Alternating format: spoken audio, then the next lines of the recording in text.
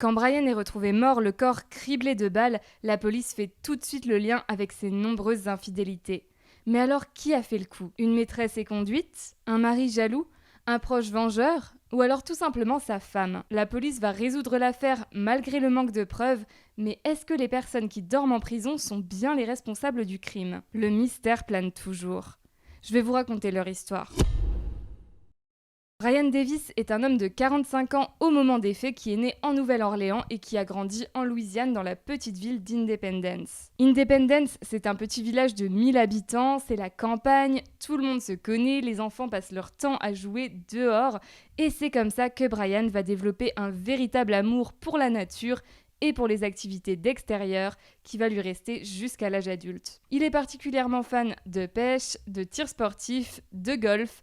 Et pour ses soirées entre amis, il adore aller au karaoké. Bon, par contre, grandir à la campagne, c'est incroyable quand on est enfant, mais à l'adolescence, pour certains, c'est plus compliqué. Et c'est le cas de Brian. Il a envie de découvrir le monde, il a envie de vivre des aventures, et c'est comme ça qu'il se retrouve à s'enrôler dans la marine. Cependant, juste avant de partir pour une carrière militaire qui se voulait trépidante, sa copine lui annonce qu'elle est enceinte. Brian annule tout, il reste dans le village de son enfance et il épouse sa copine. Brian, c'est un homme très croyant, c'est le genre à réciter le Bénédicité avant chaque repas, et pour lui, la famille, c'est sacré. Il est particulièrement proche de sa mère, de son frère Scott et de sa sœur Cathy. Donc pour lui, imaginer ne pas élever son enfant et partir dans l'armée, c'est complètement inconcevable. Vu que l'armée, c'est plus une option, Brian doit chercher du travail dans un autre domaine et c'est comme ça qu'il se retrouve commercial pour une société d'assurance. Il est plutôt doué dans son travail, son rôle c'est de faire du porte-à-porte et d'essayer de convaincre les gens de souscrire une assurance et il a la tchatch, il a la fibre commerciale, c'est un très bon vendeur. En ce qui concerne sa vie de famille, Brian et sa femme vont accueillir leur premier enfant, il s'agit d'un petit garçon qu'ils vont appeler Doug. Le couple aura en tout 4 enfants puisque 3 filles vont ensuite rejoindre la fratrie, mais malheureusement le mariage de Brian et de sa femme ne durera pas jusqu'à ce que la mort les sépare, car Brian a un énorme défaut. En effet, il est infidèle. Au bout de 12 ans d'amour, sa femme demande le divorce. Bon, Brian, c'est un homme à femme, il est plutôt doué pour draguer, donc il ne tarde pas à retrouver l'amour et à se remarier. Entre-temps, côté boulot, Brian est monté en grade, je vous ai dit qu'il était doué, et bien effectivement, puisqu'il va passer gestionnaire des ventes, toujours dans une société d'assurance. On revient côté cœur et seulement 1 an après la date de son deuxième mariage, Brian craque à nouveau pour une autre femme. Elle s'appelle Robin Little, il la rencontre dans le cadre de son travail, elle a 2 ans de plus que lui et au début leur relation est pas forcément hyper sérieuse, on va dire qu'ils sont sex friends, mais à force de se côtoyer, ils tombent amoureux. Robin, elle aussi, est mariée, même si elle est séparée de son mari, elle ne vit plus avec lui. Alors au début, sa relation avec Brian est extra-conjugale, en attendant que leur situation personnelle soit plus appropriée. Finalement, Brian divorce une seconde fois, et du côté de Robin, son mari meurt dans un accident de voiture et elle se retrouve veuve. Maintenant, libre, les deux amoureux se marient. Le couple est hyper heureux et la famille de Brian, qui connaît son penchant pour les femmes, est hyper heureux d'accueillir Robin dans la famille. Elle devient même hyper amie avec Cathy et en fait ils ont l'impression que ça y est, Brian a trouvé la bonne. Pour eux c'est bon, il va s'assagir, il a enfin trouvé quelqu'un pour passer le restant de sa vie à ses côtés et être heureux et épanoui. Et en fait, pas du tout. Je sais qu'il y en a certains qui pensent qu'on ne peut pas changer et que quelqu'un qui a été infidèle une fois le sera à nouveau. Bon, je dis pas que c'est le cas dans toutes les situations, mais dans le cas de Brian, c'est le cas. Peu de temps après leur mariage, Robin découvre avec horreur que son mari voit une autre femme en cachette. Elle appelle immédiatement Cathy pour lui en parler. Bon, Cathy, je vous rappelle, c'est la sœur de Brian. Et elle lui dit ce qu'il est en train de se passer. Mais Cathy, elle n'est pas d'un grand soutien puisqu'elle lui répond tout simplement qu'il fallait bien qu'elle s'y attende. Brian, il a toujours été comme ça. Déjà, sa dernière femme, il l'a trompée avec Robin. Donc, il n'y a rien d'étonnant à ce qu'il ait recommencé en fait. De son côté, Brian est tout penaud et il lui promet, bon, sûrement plus pour ne pas la perdre que par véritable conviction, qu'il ne recommencera jamais. Robin a envie d'y croire, mais bon, elle est pas stupide non plus. Elle sait qu'à Independence, il a plein de maîtresses qui traînent par-ci par-là et que la tentation est grande. Donc elle lui dit ok, écoute, j'accepte qu'on reparte sur de bonnes bases, mais à 2 conditions. Et la première condition, c'est de déménager à 3 heures de route de là, dans la ville de Lake Charles. Brian accepte immédiatement. Lake Charles, c'est une ville qui est toujours en Louisiane, mais c'est une plus grande ville puisqu'il y a 80 000 habitants.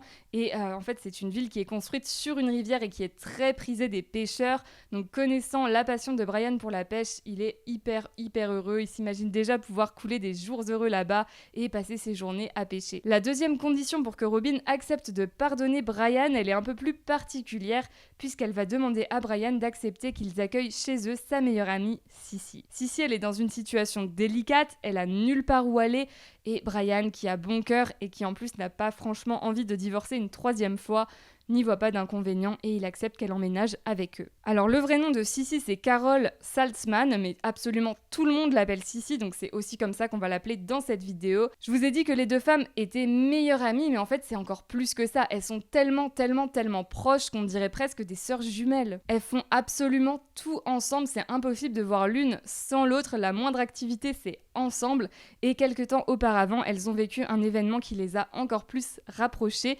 puisque Sissy est tombée dans une grave dépression, mais vraiment très grave. Elle était au bord du suicide et c'est Robin qui l'a sauvée. Elle s'est occupée d'elle comme si elle était son infirmière, elle est restée à ses côtés H24, elle a tout fait pour la faire aller mieux et elle ne l'a pas lâchée jusqu'à ce que Sissy retrouve le sourire, jusqu'à ce qu'elle reprenne goût à la vie. Alors même si ça peut paraître un peu bizarre de voir un couple de quarantenaires accueillir une colocataire, pour ceux qui connaissent la relation entre Sissy et Robin, ça n'a rien d'étonnant. Le 29 juin 2009, Robin et Brian partent faire du shopping sous le soleil de la Louisiane. Bon, c'est du shopping un peu particulier puisque ce que Brian cherche à acheter, c'est un bateau. Il en a déjà un, mais il en veut un mieux, donc il s'est dit qu'il allait faire le tour des magasins de bateaux pour trouver son bonheur. Au bout de quelques heures, Robin en a marre, donc elle décide de partir. Elle laisse Brian regarder ses bateaux et elle part rejoindre sa copine Sissy pour aller faire du shopping avec elle. Finalement, alors que c'était pas du tout ce qui était prévu par la météo, il y a une énorme tempête qui se déclenche, il pleut à verse, alors Robin et Sissy vont rentrer à la maison pour s'abriter. De son côté, Brian avait prévu de se rendre dans la ville de Beaumont au Texas, c'est une ville qui se situe seulement à 1 heure de route de Lake Charles, et dans cette ville, il avait repéré un bateau qui l'intéressait, donc il avait dit à Robin, écoute, je vais aller là-bas avant de rentrer, et je devrais être rentrée pour 17h. Cependant, à 17h, pas de signe de Brian. Bon, Brian, c'est un adulte, il est grand, ça serait pas le premier mari à rentrer plus tard le soir que ce qu'il avait dit. Donc au début, évidemment, Robin va pas forcément s'inquiéter. Surtout qu'il y a la tempête, donc elle se dit que si ça se trouve, il a garé sa voiture sur le côté de la route en attendant que ça passe. Voilà, il y a rien forcément de choquant à ce qu'il rentre pas. Cependant, quand elle voit qu'à 22h, il est toujours pas rentré, là, elle s'inquiète. Surtout qu'il répond pas aux appels ni aux messages. Elle appelle tous les proches de Brian, on sait jamais, il est peut-être chez l'un d'eux, peut-être que l'un d'eux a eu des nouvelles, mais non, ils lui disent tous qu'ils ne savent pas où il est, et quand eux aussi essayent de l'appeler, de lui laisser des messages, il ne répond pas non plus. Cette tempête, ça leur fait vraiment peur parce que Brian, il avait un bateau, comme je vous ai dit, donc est-ce qu'il aurait pas décidé d'aller essayer un bateau ou alors de prendre son bateau? Et s'il s'est fait surprendre par la tempête, ça peut être vraiment grave, donc ils sont pas trop rassurés quand même. Le lendemain, on est le 30 juin, les proches de Brian vont passer la journée à appeler tous les magasins de bateaux des environs pour savoir s'ils ont vu Brian, mais là encore, personne ne l'a vu. Ce n'est que le soir que Robin va appeler la police pour déclarer la disparition de Brian, donc 24 heures après sa disparition. Dès le 1er juillet, la police est appelée après que quelqu'un ait fait une macabre découverte au bout d'un chemin de terre dans un endroit reculé et boueux de Lake Charles qui sert habituellement de zone d'entraînement pour le tir. Le corps est sur le ventre, couvert de mouches et à proximité se trouve une voiture, plus précisément une Honda Accord de couleur bleue. Ce qui va tout de suite sauter aux yeux des enquêteurs, c'est que la voiture est sur cric, que les écrous de la roue ont été retirés et qu'il y a la roue de secours posée à côté. Finalement, comme si la personne qui est à terre avait été tuée alors qu'elle tentait de changer la roue de la voiture. En ce qui concerne l'identification du corps, elle est facile puisque les policiers ont la voiture sous les yeux, donc ils vont tout simplement faire une recherche sur la plaque et ils voient qu'elle appartient à Brian Davis. Ils font le rapprochement puisque Brian a été déclaré disparu à ce moment-là. Il n'y a aucun doute possible, il s'agit du corps de Brian. Brian a été tué par balle, il en a reçu 4 au total, une dans la nuque, 2 dans le dos et une autre sur les obliques, donc sur le côté du torse, dans les côtes quoi. Il y a un détail qui va frapper les enquêteurs au niveau du corps de Brian, c'est qu'il a sa ceinture qui est décrochée et qu'il lui manque également une chaussure. Donc pour eux, ça peut vouloir dire deux choses. Soit il avait un rendez-vous amoureux avec une femme et en fait il était en train de se déshabiller pour avoir des rapports sexuels avec cette femme. Soit c'est peut-être quelqu'un qui voulait lui voler quelque chose et qui a cherché dans son pantalon, etc., s'il n'avait pas caché quelque chose sur lui. On va commencer par l'hypothèse du vol qui a mal tourné. Donc la police va faire l'inventaire de tout ce qui se trouve dans la voiture de Brian et sur lui pour voir s'il manque quelque chose. Et effectivement, la personne qui a commis le meurtre est partie avec le GPS de Brian, son ordinateur portable et son pistolet qu'il gardait toujours dans la boîte à gants. Bon, par contre, Brian, il a toujours sa montre en or au poignet ainsi qu'une bague de valeur au doigt. Donc finalement, la police croit pas trop à cette hypothèse du vol qui a mal tourné parce que le voleur aurait aussi emmené ces deux objets. Donc ils ont plus l'impression que c'est ce que la personne a voulu faire croire, qu'elle a voulu faire croire qu'il s'agissait d'un vol, mais qu'en fait, ce n'était pas le cas. En ce qui concerne l'hypothèse du crime passionnel, ça leur semble beaucoup plus plausible. Déjà, connaissant Brian, ça n'aurait rien de surprenant que son amour des femmes l'ait conduit à sa perte, mais en plus, je vous rappelle qu'il est retrouvé avec la ceinture défaite au milieu de nulle part, comme s'il avait un rendez-vous secret avec une femme. Bon, par contre, même s'ils gardent en tête qu'il pourrait s'agir d'un crime commis par un mari jaloux, ça leur semble quand même compromis puisqu'il n'y a qu'un seul corps. En fait, si c'était un mari jaloux qui était venu surprendre sa femme, soit la femme, elle aurait ensuite prévenu la police et donc ils auraient eu un témoin, soit ils auraient eu deux corps puisque le mari aurait aussi tué sa femme. Enfin, en tout cas, c'est comme ça que ça se passe généralement. D'ailleurs, en parlant de témoins, il faut savoir qu'il y en a absolument aucun, personne n'a rien vu, mais en plus de ça, on ne retrouve pas non plus l'arme du crime, puisqu'il semblerait que Brian a été tué par son propre pistolet, et je vous ai dit qu'il manquait, il n'était pas sur la scène de crime. Il n'y a pas non plus de traces ADN sur la scène de crime, puisque la tempête a lavé la scène de crime. En fait, voilà, la pluie a tout enlevé, les moindres traces ADN ou les empreintes qu'il pourrait y avoir. Donc la police a vraiment très très peu d'informations. C'est une enquête qui s'avère très compliquée. C'est Robin elle-même qui va commencer à donner une information très intéressante à la police, puisqu'au moment où ils viennent lui annoncer la mort de son mari, elle a une réaction hyper étonnante. Ils se sont rendus chez elle un peu stressés, en pensant qu'elle allait crier, qu'elle allait pleurer, qu'ils allaient devoir passer du temps à la consoler, et en fait, pas du tout. Robin, elle a une poker face, elle a zéro émotion. La police, forcément, ils trouvent ça bizarre, mais bon, ça reste une femme en deuil, ils n'ont pas forcément envie de la brusquer. Après tout, chacun réagit différemment face à une annonce difficile. Peut-être qu'elle est juste pudique avec ses émotions, mais bon, la police va quand même oser lui poser quelques questions pour essayer de comprendre, et Robin ne va pas tarder à leur donner la réponse qu'ils attendaient, puisqu'elle leur dit qu'effectivement, voilà, ça n'allait plus très fort dans son mariage. Elle avait appris quelques mois auparavant que Brian l'avait encore trompée, et depuis, ils étaient en froid. Donc ok, pour l'absence d'émotion, les policiers sont convaincus, mais quand même, par précaution, ils demandent à Robin ce qu'elle faisait au moment du meurtre. Bon, Robin, elle a un alibi en béton, puisqu'elle était avec Sissy, comme je vous l'ai dit,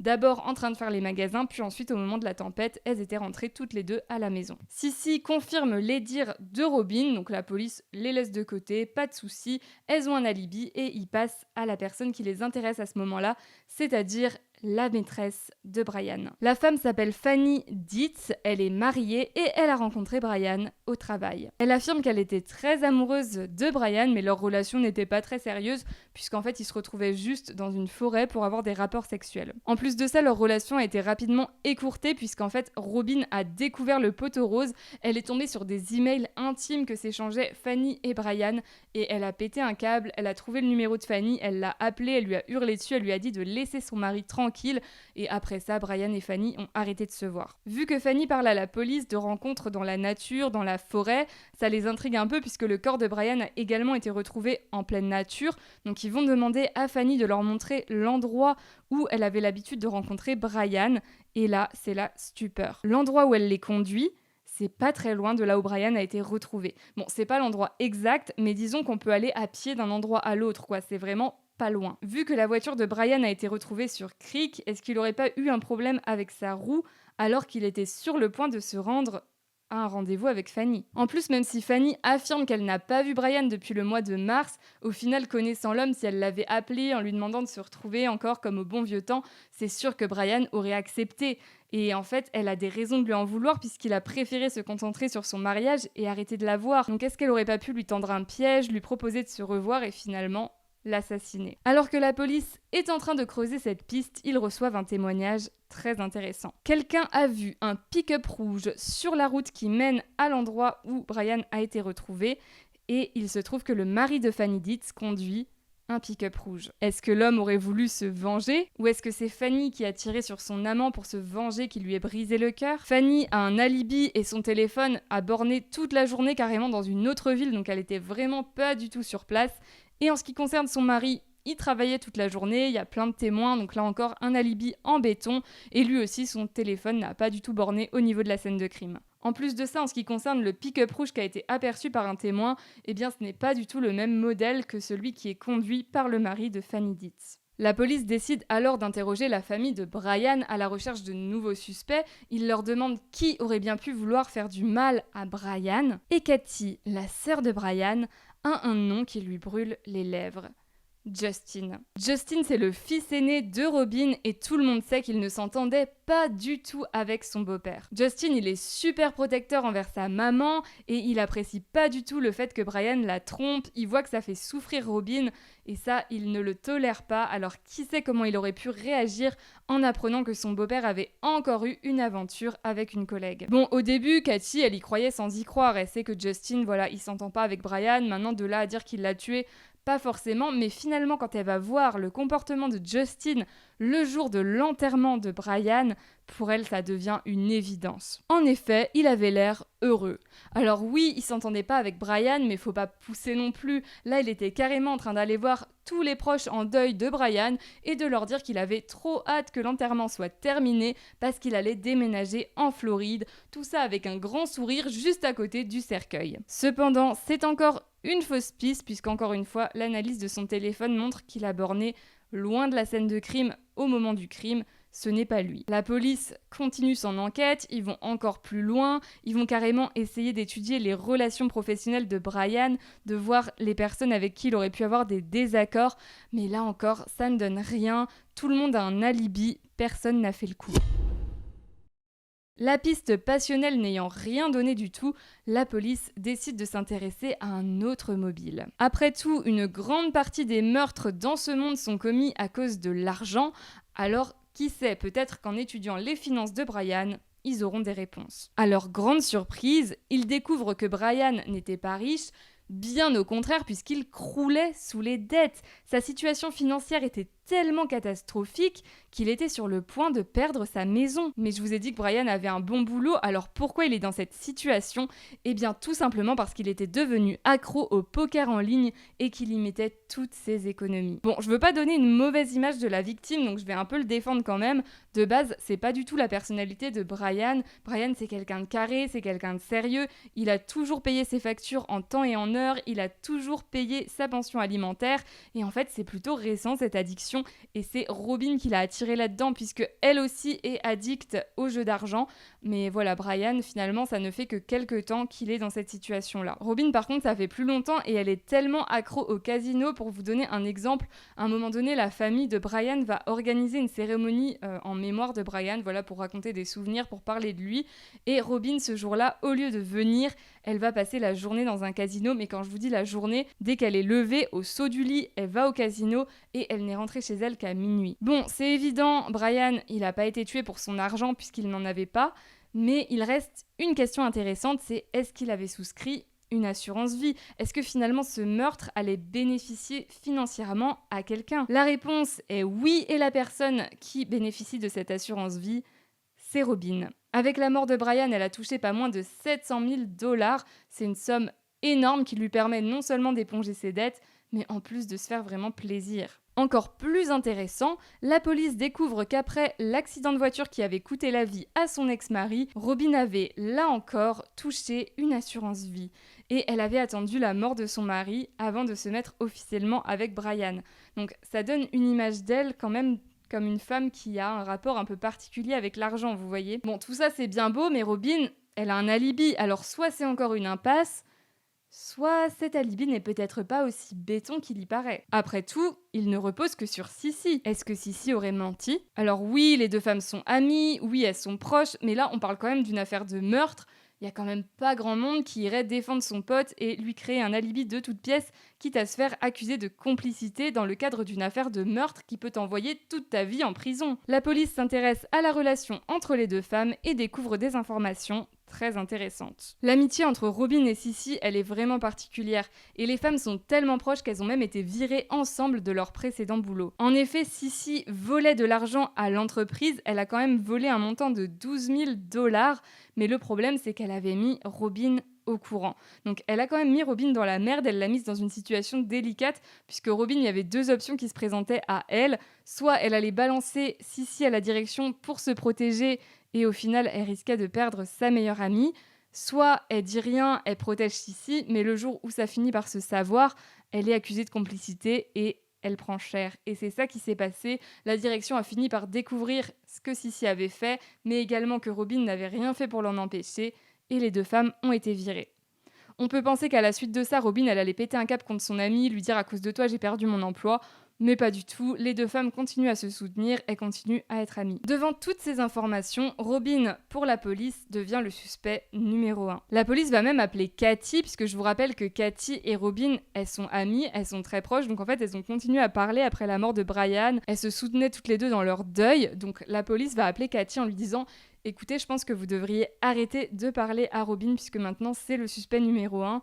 Vraiment, protégez-vous, arrêtez de lui parler, éloignez-vous d'elle. Cathy, clairement, elle est choquée, elle pensait pas du tout à cette éventualité. Donc là, l'idée que Robin ait pu tuer son frère, c'est vraiment hyper choquant pour elle. Robin et Sissy sont convoquées par la police au même moment, mais elles vont être mises dans deux salles différentes pour vérifier si elles mentent ou pas et si leurs versions coïncident. En ce qui concerne leur emploi du temps du 28 juin, donc la veille du meurtre, les deux femmes sont toutes les deux d'accord sur le fait qu'elles sont restées toute la journée à la maison. Elles sont également en accord avec leur emploi du temps du 29 juin, puisque, comme je vous l'ai dit précédemment, elles vont dire, donc le matin, Sissy, elle était toute seule, elle est allée faire quelques courses. Ensuite, Robin, elle est partie avec Brian faire le tour des magasins de bateaux. Puis ensuite, elle a rejoint Sissy, elles ont fait du shopping, puis elles sont rentrées dès que la tempête s'est déclarée. Donc pour le coup, leurs versions coïncident et la police va tenter de les faire craquer. Ils vont tenter de les monter l'une contre l'autre en leur disant, vous savez, les techniques policières, en leur disant par exemple, oui, ta copine, elle a balancé ça, elle est plus du tout en train de te soutenir, nanani, mais ça marche pas du tout. Les femmes, elles sont hyper soudées et elles ne craquent pas. Le truc, c'est que les policiers savent pertinemment qu'elles mentent. En effet, le 28, je vous rappelle qu'elles ont dit être restées à la maison toute la journée, c'est la veille du meurtre, et le téléphone de Sissy a borné non loin de la scène de crime, donc on sait qu'elle a quitté la maison et qu'elle s'est rendue dans cette zone. En ce qui concerne le 29, le jour du meurtre, pareil, Sissy, elle était censée être restée faire les magasins, or son téléphone a borné encore une fois dans la zone de la scène de crime, puis ensuite on voit le téléphone de se déplacer, comme si finalement elle était en train de quitter la scène de crime. Donc la théorie de la police, c'est que la veille, elle s'était rendue sur les lieux pour préparer le meurtre, pour repérer un peu les lieux, et le lendemain, c'est elle qui était présente pour tuer Brian. La police les met devant ces informations et là encore on va voir qu'elles sont pas amies pour rien puisqu'elles vont avoir sensiblement la même réaction. Sissy, elle ne répond plus rien, elle décide de quitter les lieux, elle n'est pas en état d'arrestation donc elle a le droit de partir quand elle le souhaite et c'est ce qu'elle fait. Et en ce qui concerne Robin, c'est la même chose. Bon, elle va quand même préciser non mais je me suis jamais rendue dans ces lieux, c'est complètement faux. Mais ensuite, comme sa copine, elle quitte les lieux. Alors la police, eux, ils ont considéré cette réaction comme hyper suspecte. Pour eux, c'est super bizarre, alors qu'elle répondait tranquillement aux questions, etc., que d'un coup, elle soit devenue froide et qu'elle soit partie. Mais bon, personnellement, je trouve pas que ce soit si choquant que ça, puisque d'un coup, elles voient qu'elles sont vraiment suspectées, que la police a l'air même d'avoir des informations contre elles, etc. Et en fait, c'est la meilleure réaction à avoir, c'est soit de prendre un avocat, soit en tout cas de se taire, et si tu le peux partir, bah ouais, vaut mieux rentrer chez toi, plutôt que de continuer à répondre des choses et de risquer de faire des erreurs et de se retrouver devant des problèmes. Donc finalement, leur réaction, moi je trouve qu'elle est normale. C'est normal qu'avant, elles répondaient tranquillement aux questions, puisqu'elles étaient juste considérées comme des témoins. Maintenant, quand elle passe suspecte, bah, vaut mieux qu'elle se fasse aider par un avocat. Mais bref, à partir de ce moment-là, la police, eux, ils sont persuadés qu'ils tiennent les coupables et l'étau se resserre autour des deux amis. La police obtient un mandat de perquisition pour fouiller la nouvelle maison de Sissy où elle a emménagé seule après la mort de Brian et ils vont trouver aucune preuve accablante mais ils vont trouver des conversations intéressantes entre elle et Robin. Les deux femmes sont de véritables espionnes. En fait, ils trouvent des conversations où elles sont en train de parler de Brian, de ses infidélités. Robin veut absolument savoir tout ce que fait son mari dans son dos. Elle veut découvrir la vérité, elle veut savoir s'il la trompe, avec combien de femmes, où et comment, etc. Et elles sont en train de mettre des plans en place toutes les deux. Elles vont aller tellement loin qu'elles vont même aller jusqu'à mettre des spyware dans ces appareils électroniques. Donc pour ceux qui ne savent pas ce que c'est que des spyware, c'est un logiciel espion qui va vous permettre de savoir tous les sites qui sont visités par la personne, mais aussi tout ce qu'elle tape sur son clavier. Donc c'est-à-dire que dans le cas de Brian, admettons, il va sur un site de rencontre, il est en train de draguer des femmes, et ben en temps et en heure, Robin et Sissy pouvaient voir ce qu'il était en train d'écrire et donc qu'il était en train de draguer une autre femme. Bon, en soi, ça prouve juste que Robin, c'est quelqu'un de possessif, qui a peur que son mari la trompe et qui a envie de savoir tout ce qu'il fait dans son dos, mais toutes les femmes jalouses sont pas des meurtrières, donc ça prouve pas que c'est elle qui a commis le crime. C'est pour ça que la police ne va pas rester là-dessus, il leur faut des preuves supplémentaires et ils vont décider de s'intéresser plus en détail à l'emploi du temps des deux femmes ce jour-là. Ils examinent les caméras de surveillance et ils voient qu'elles n'ont pas menti sur les lieux qu'elles ont visités. Elles sont vraiment allées dans les magasins qu'elles ont cités. Tout concorde, mais par contre, il y a un élément qui va les intéresser, c'est que je vous ai dit que Sissy, le matin, elle faisait du shopping un peu toute seule, elle a fait plusieurs magasins, et ils voient qu'à ce moment-là, elle était en train de conduire la Honda Accord bleue, donc la voiture de Brian qui a été retrouvée à côté de son corps. Vers 11h, on voit Robin sur les caméras et Robin, elle est en train de conduire une autre voiture qui est sa voiture à elle. Et puis vers 15h, les policiers découvrent que Sissy a passé un appel à Robin. Donc à 15h, ce que Robin était en train de faire, c'est qu'elle était au bateau avec Brian. À partir de toutes ces informations, voici ce qu'en déduisent les enquêteurs. Selon eux, le jour du meurtre, ce n'est pas Brian qui conduisait sa Honda Accord, mais c'est Sissy. Elle s'est rendue au bout du chemin de terre qu'elle avait repéré la veille. Elle a commencé à trafiquer un peu la roue pour faire genre qu'il y avait un souci avec. Puis elle a passé le fameux appel à Robin. Lors de cet appel, elle a dit à Robin « Ça y est, c'est bon, je suis prête ». Ensuite, Robin s'est tournée vers son mari Brian. Elle lui a dit « Écoute, il y a un souci. Sissy, elle a un problème avec la voiture. Elle est en panne. Il faut qu'on aille l'aider. » Ce à quoi Brian a dit « Ok, pas de souci ». Une fois sur place, Robin a attendu que Brian soit concentré sur la roue, qu'il soit en train de regarder ce qui se passe et qu'il la mette sur cric, etc. pour aller discrètement chercher son pistolet qu'elle savait être dans la boîte à gants. Elle est revenue, elle s'est placée discrètement derrière Brian, puis elle lui a tiré une balle dans la nuque. Brian n'est pas mort sur le coup, il s'est relevé, il s'est mis à courir pour essayer de s'enfuir. Robin lui a mis 2 balles supplémentaires, cette fois-ci dans le dos, et là, Brian s'est écroulé. À ce moment-là, les enquêteurs pensent que Robin a donné le pistolet à Sissy et qu'elle lui a dit quelque chose comme « on le fait ensemble ». On est dans cette histoire toutes les deux.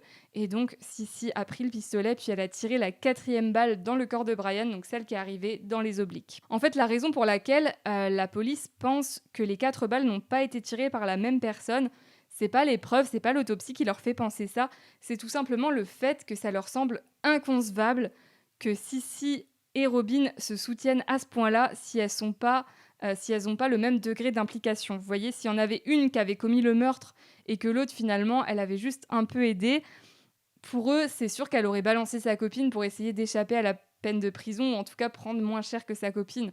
Donc selon eux, si elles se soutiennent, c'est obligé, elles ont toutes les deux tué Brian. C'est vrai que dans la grande majorité des affaires criminelles, quand on a plusieurs protagonistes, on voit bien qu'ils n'hésitent pas à se charger les uns les autres pour essayer de s'en sortir, et ça, peu importe leur relation avant les faits. On voit des maris et femmes qui étaient hyper soudés, hyper amoureux, mais au moment du procès, il n'y a plus d'amitié, il n'y a plus d'amour, quoi. C'est vraiment, c'est lui qui a tout fait, non, c'est elle, c'est pas vrai.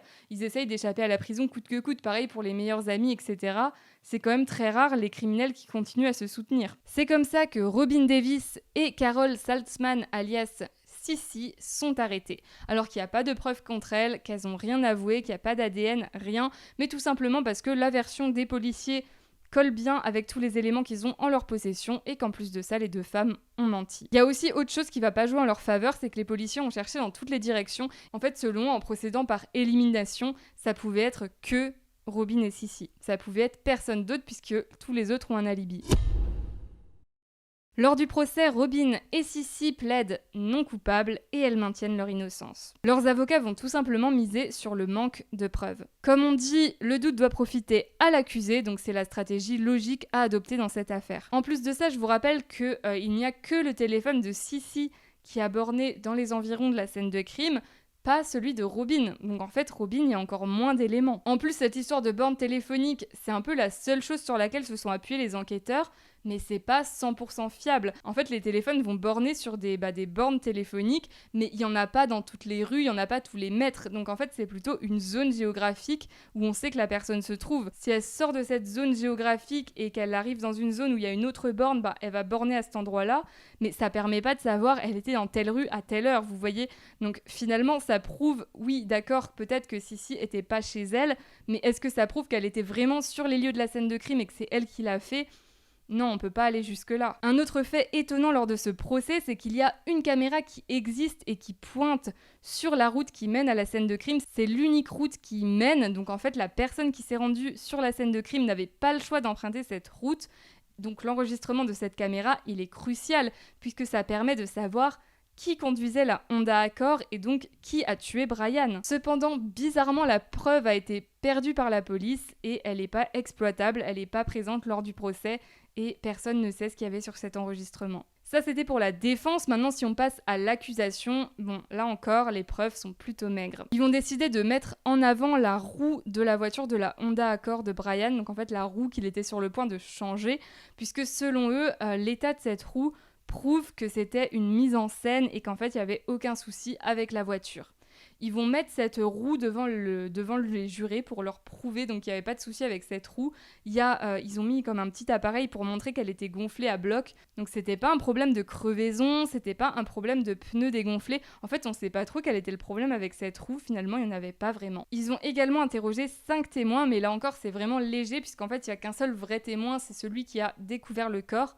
Et les 4 autres témoins, c'est tout simplement des policiers qui ont travaillé sur l'enquête. Ils ont également insisté sur le fait que Brian ne se serait pas rendu sur cette route, sur ce chemin de terre de son plein gré, puisque selon la famille de Brian, il était vraiment très soigneux avec sa Honda Accord, il aimait énormément sa voiture et donc il ne l'aurait pas conduit dans un endroit qui risquait de la salir, qui risquait de l'abîmer. Donc selon eux, c'est inconcevable, mais ça va être démonté par la défense puisqu'ils disent qu'il avait pourtant l'habitude de rencontrer Fanny en pleine nature pour des rapports sexuels.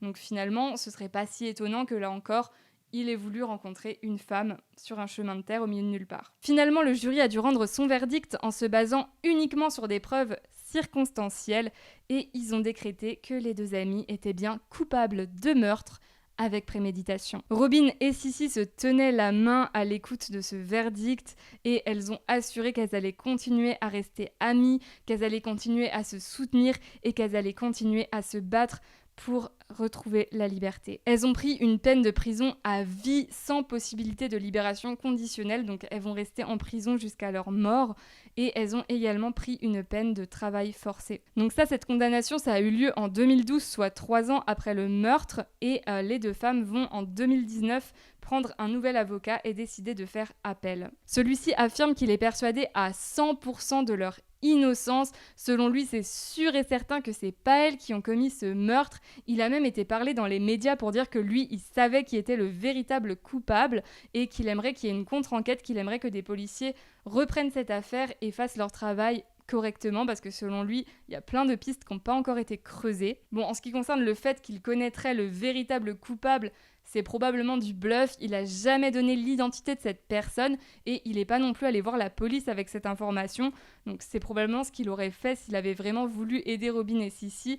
Donc on pense vraiment qu'il ment et qu'il a juste dit ça pour essayer de sauver Robin et Sissi en disant « Sissi, il y a quelqu'un d'autre qui a fait le coup ». La demande d'appel a été rejetée. En fait, l'avocat misait sur le fait que toutes les preuves n'aient pas été présentées lors du procès, mais en fait, la loi ne prévoit pas que toutes les preuves doivent être présentées. Elles doivent être listées, on doit savoir qu'elles existent, mais on n'est pas obligé de toutes les présenter lors du procès. Donc finalement, cet argument, il ne pouvait pas être retenu et l'appel a été rejeté. Robin et Sissi, à l'heure actuelle, sont toujours en prison et elles clament toujours leur innocence. Elles sont pas toutes seules dans cette galère puisqu'elles ont une grosse communauté derrière elles de gens qui sont d'accord avec elles, qui pensent effectivement aussi qu'elles sont innocentes et qui essayent de travailler à les faire sortir de prison. Il y a même un groupe Facebook avec des personnes qui se donnent des nouvelles et qui essayent d'aider Robin et Sissi. Par contre, en ce qui concerne les proches de Brian, pour eux, ça fait aucun doute, après avoir vu toutes les informations données par la police, après avoir assisté au procès, selon eux, vraiment, c'est sûr et certain que Robin et Sissi ont fait le coup. C'est tout pour cette affaire, n'hésitez pas à me donner votre avis dans les commentaires. À votre avis, est-ce que Robin et Sissi sont véritablement coupables ou est-ce que la police aurait dû continuer à chercher? Qu'est-ce que vous en pensez? Avant de partir, n'oubliez pas de liker la vidéo si vous l'avez appréciée et de vous abonner pour ne pas manquer mes prochaines affaires.